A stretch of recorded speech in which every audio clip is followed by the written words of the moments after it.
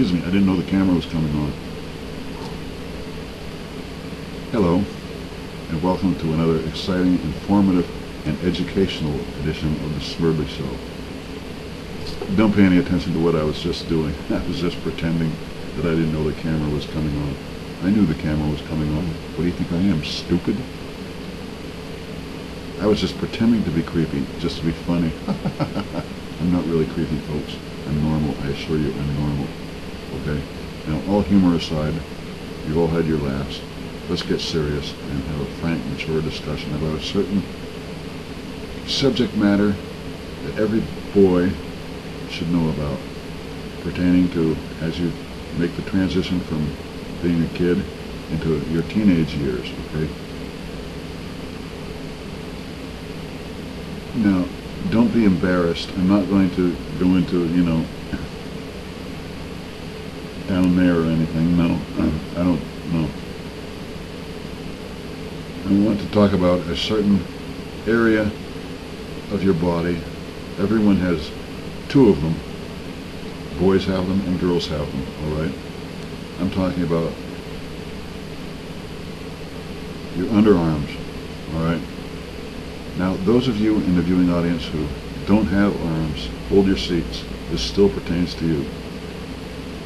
Sometimes people don't have arms, possibly because of harmful drugs their mothers took while they were pregnant with you, or perhaps through unfortunate circumstances in the womb in which the umbilical cord tangles around your developing arm stubs and strangulates them off and they rot off, or else they just don't develop and you don't have arms, all right? Or through childhood accident or disease, or possibly even through very terrible, sadistic, and brutal parental abuse. You might not have arms, but you still have to listen to this. It still pertains to you because you still have perspiration zone, all right? Now, when I was about 10 or 11 years old, this little thin book appeared in my dresser drawer. I think my mother slipped it in there to explain to me all the things that were too disgusting for a parent to sit and talk to their child about the things that would happen, you could expect them to happen in puberty, okay?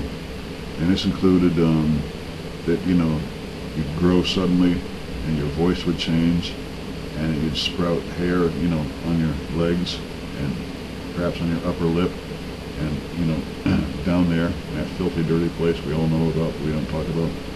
And that we'd probably get pimples and get covered with massive, painful pustules that would drip infectious waste. Anyways, I read that book and I said, no, that's not going to happen to me. I'm a good kid. I'm not like Pinocchio who told lies and all of a sudden started growing a nose and started getting all hairy and grew these big long donkey ears and big horrible distended mouth, horrible teeth, and grew a tail and fell on all fours and brayed like a donkey. That's not going to happen to me because I'm a good kid. All right. But let's see, how should I put it?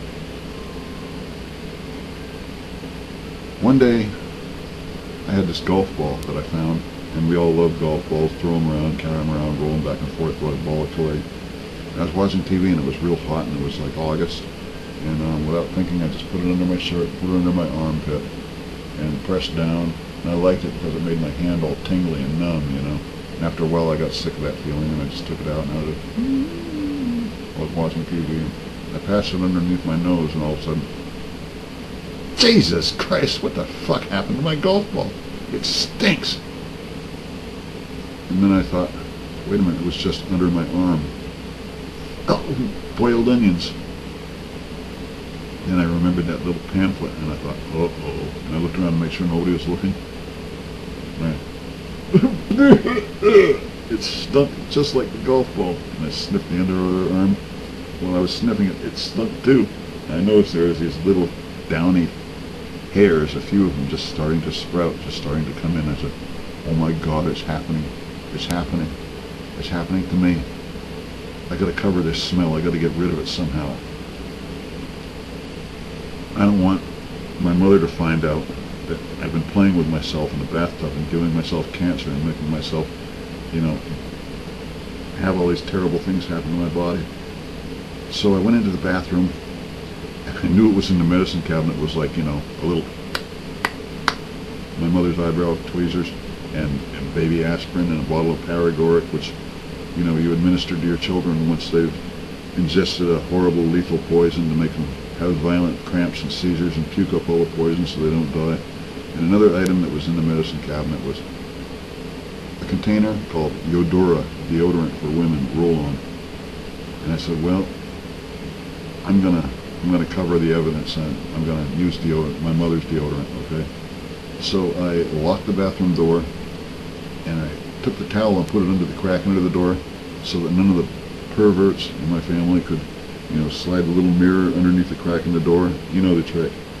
You can see what somebody's doing in the bathroom and spy on them. You've all done it, don't lie. It's normal, don't worry about it. I won't tell. Anyways, once I pulled the shade down and I opened up the underarm deodorant and I washed under my armpits and dried them, and I went to apply it and I said, wait a minute. For women, I said, wait a minute, I'm a boy. What if I use this? What if I use this and I start growing tits and turn into a lady? But I was desperate. I didn't want anyone to know. I wanted to cover the smell. I didn't want to stink. And I used just a little bit of it, and it worked. It kept the smell down, and as you can see, I didn't grow tits, and you can hear by the sound of my voice that I didn't turn into a lady, all right?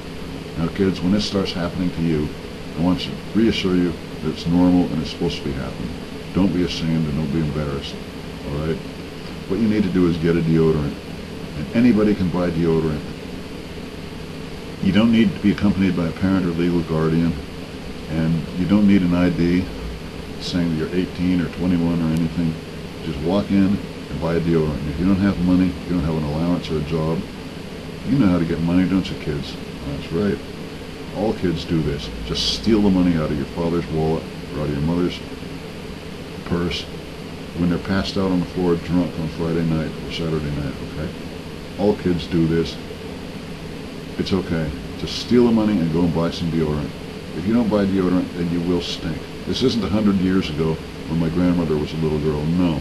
You can't walk around in society smelling like a menstruating whale snatch without people noticing and ostracizing you and hating you and going, B-O, here he comes, stinko, stinko. If you want to smell like that, go right ahead. But you may as well wear a big bell around your neck.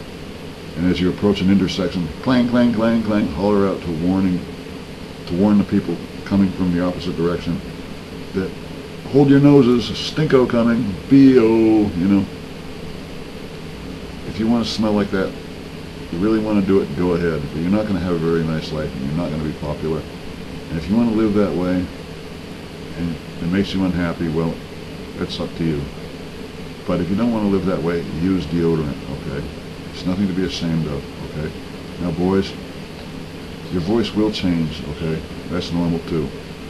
If you reach the age of 13, 14 at tops, and you still have a high girly voice, then you are abnormal, okay? And 97 times out of 100, a boy at age 14 who still talks like a girl is probably, I don't need to embarrass you or lay any guilt trip on you, but if you still have a high girly voice at age 14, and chances are good that, well, you're a homosexual, and you may as well just tie a rope around your father's garage rafters, tie the other end around your neck, jump off a chair and kill yourself.